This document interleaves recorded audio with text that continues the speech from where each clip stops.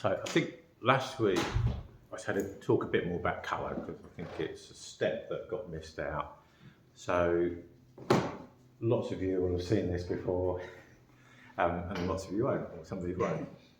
So with so with colour mixing, there's this idea of a colour wheel. Have you come across that before? Yeah. So, and primary colours, so like red, yellow, and blue as primary colours. So when it comes to painting, it's useful having a couple of each of the primaries, like having two of each primary. So 2 yellows, 2 reds and 2 blues.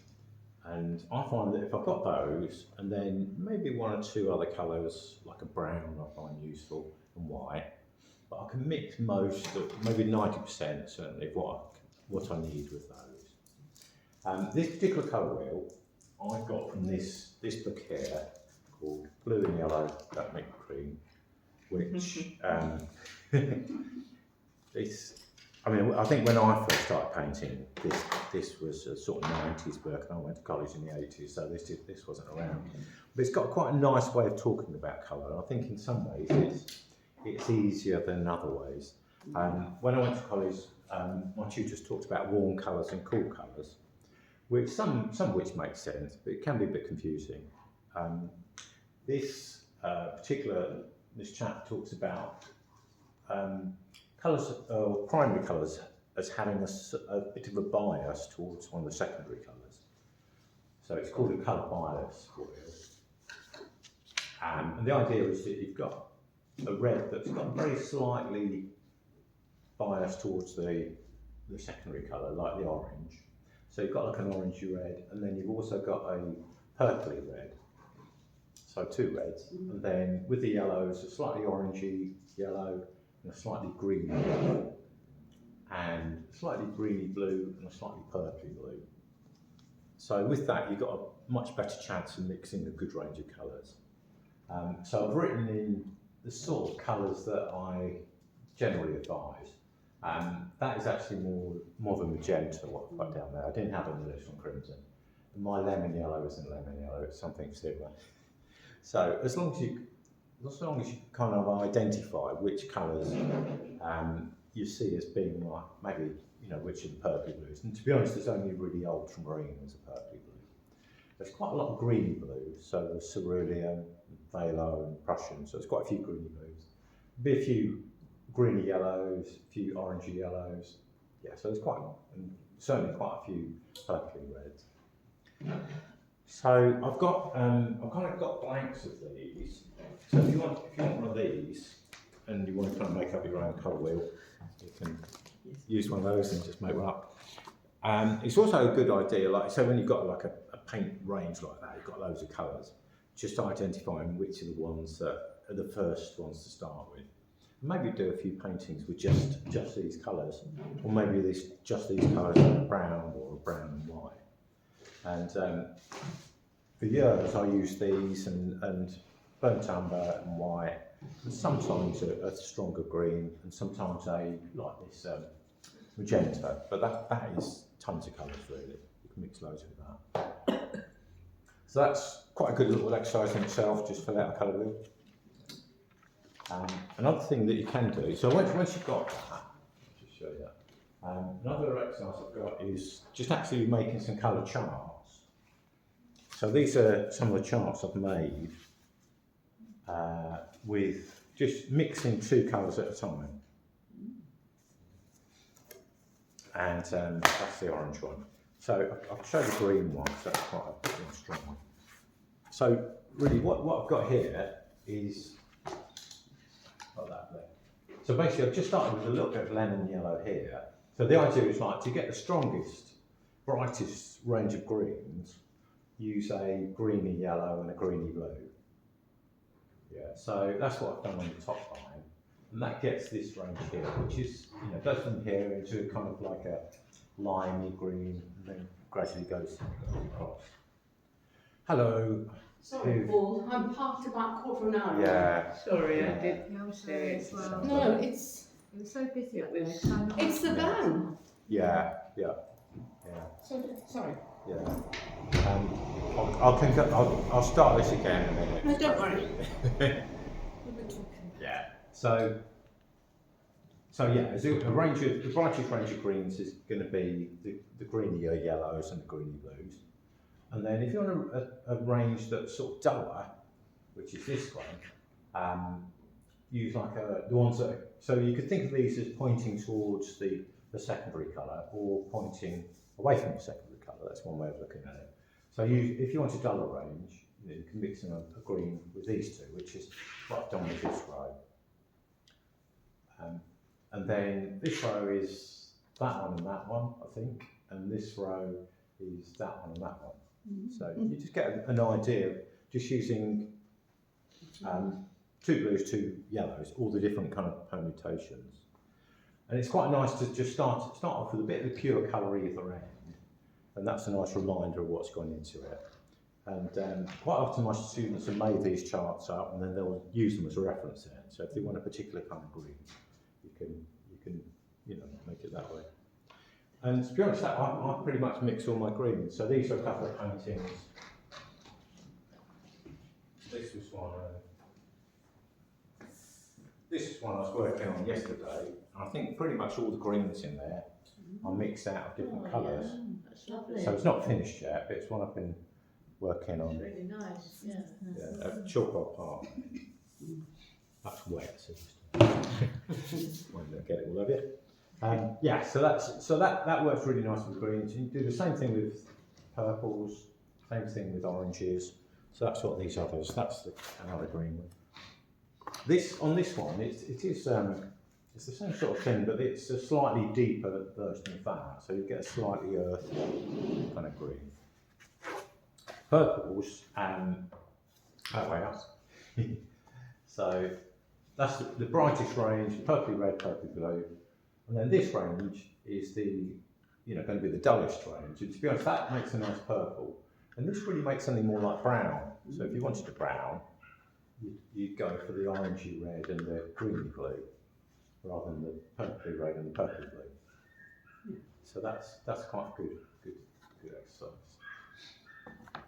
So all that is just a bit of, I've got one here. So just a piece of board, a bit of masking tape, writing the names either end, and just starting with a bit of pure. I tend to start with the lightest colour, and then I'll just demonstrate that. Just in case any of you wants to make one of these. Do one like that. So just starting with a bit of pure colour on its own, and then you just want the tiniest bit of the blue. So I usually just pick up a little bit on the end of the brush, almost like wipe most of it onto the palette, and what's left is probably enough just to get me to the next stage. In fact, that might even be a bit too strong, so I'll add a little bit more yellow to that. And just try and get a nice even gradation from one colour to the other. It's really easy to get like from there to there in one hit. So as I say, that's really good. If you're not confident with colour mixing, that's a really nice one. So that's just two colours mixed together. And usually I'll suggest what I'm doing today. When I used to teach beginners oils or beginners watercolours, this used to be like one lesson, and then we do another lesson of mixing more neutral colours and greys. But I'll do it all in one hit, and then you can practice as you wish. So that's that. One exercise that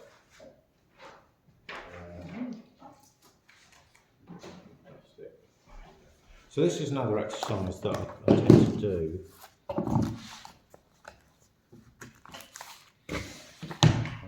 Here we go. Yeah. So it's just using like bits of scraps of plastic. I basically just cut some of these A4 sheets up and that sort of thing. So if you wanted to have a go at this, you're very welcome. And it's mixing with this set of colours. The only place where I struggle is getting really dark colours. So what I tend to do, and this is, I try to avoid using black, and certainly when you're starting out painting, try not to use black. So I tend to use like a brown and just all the dark colours. So maybe a little bit of blue. Got a red there. And I find if I mix those together, can usually get something pretty dark. Pop it in there. Yeah, that's probably dark enough for most instances to read as, read it's almost like a black. And it's going to be very rare that you need very just solid black. When it comes to using colours, if you're just using very, white out the tube and black out the tube, sometimes it can just read as a little bit dead looking and a little bit like a hole in your painting really. So something just slightly lighter than black and slightly darker than white is quite a good way to go. But that's how I mix a really dark colour. And then if I wanted something grey, if I add some white to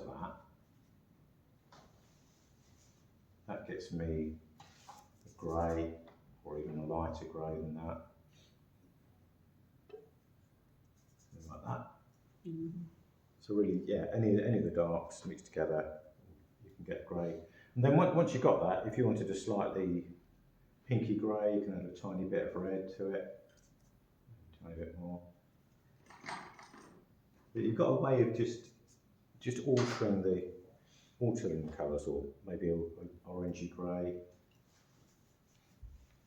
a bit of yellow, just that. So with that, you're kind of mixing three colours together, red, yellow and blue, or brown would be like a blue and to make a brown, you need like a blue and a red anyway. So the other exercise is to sort of use something like a paint chart, or you could use a photograph, and I'll put that there, and see if you can mix and match specific colours, just using these colours and some white. So and it's in a way quite nice to pick something fairly neutral, like a beige or grey. And the idea is sort of a little bit like that. So say we're going to have a go at that one. See how close this is that I've started with. So that's a bit too dark. So I'm going to add a bit more white to that. And just see if that's any closer. Is that one in there? Yeah, that's not too far off now, really. So just using red and red, yellow, blue, and a bit of white. So that's, quite a nice exercise. Or if you're working, at the moment we're working still life, so it's just things that we're having a look at. But if you're working for photographs, if you had my photograph, anyway, that one for instance, we can have a go at mixing and matching specific colours within the photo. Take it to this area here, basically use what's on my brush, and I need to add some blue, I think. You can just kind of offer it up. Maybe a tiny bit of red, tiny bit more white.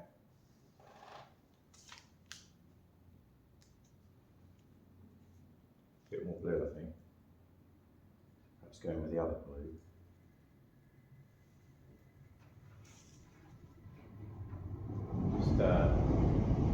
Just keep, that's not quite close enough yet, but you could just keep doing that, keep sort of trying out.